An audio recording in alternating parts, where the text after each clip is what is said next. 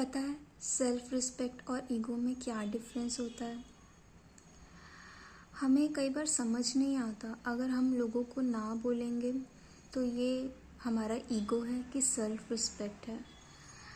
But पता है ego क्या होता है। ईगो तब होता है जब मैं किसी बात को ना इसलिए कह रही हूँ क्योंकि मुझे सामने वाला गलत लगता है और मैं सही लगती हूँ, तो ये ईगो होता है। और सेल्फ रिस्पेक्ट तब होता है जब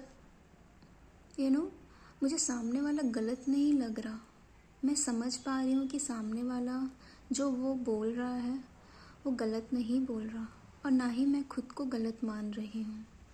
पता है हम अपनी सेल्फ रिस्पेक्ट कब गंवाते हैं? अक्सर जब हमें ऐसा लगता है कि हम किसी को ना बोलेंगे तो हमारा रिलेशन ख़राब हो जाएगा और हम और हम अकेले हो जाएंगे। तो हम अकेले होने के डर से हमें लगता है हमें हर किसी के साथ ना अपना रिलेशन बना के रखना है और हम किसी को भी किसी बात के लिए ना नहीं बोलना है। बट ऐसा करते करते हम ऐसे लोगों को प्लीज़ करने लगते हैं जिनके साथ हमारी फ्रिक्वेंसी मैच नहीं होती, क्योंकि उनकी बिलीफ और उनके सोचने का तरीका, उनकी समझने का तरीका अभी अलग है हमसे और हमारा सोचने का तरीका, समझने का तरीका अलग है। तो ऐसे में हम क्या करें? हमें ये याद रखना है कि अगर हम सामने वाला जिसके सोचने का तरीका, समझने का तरीका अलग है और हम उनके व्यवहारों को उनके साथ अच्छा बनाने की कोशिश कर रहे हैं अपने आप को, तो हम अपनी सेल्फ रिस्पेक्ट गंवा रहे हैं। क्योंकि अगर जितने बार हम अपनी बिलीफ, अपने थॉट्स की रिस्पेक्ट नहीं करते, उतने बार हमारी शक्तियाँ कम होती हैं और हम कमज़ोर होते हैं।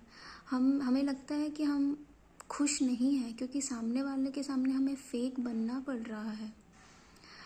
तो मगर सेल्फ रिस्पेक्ट रखने से ये नहीं है कि सामने वाले की बात को काटना।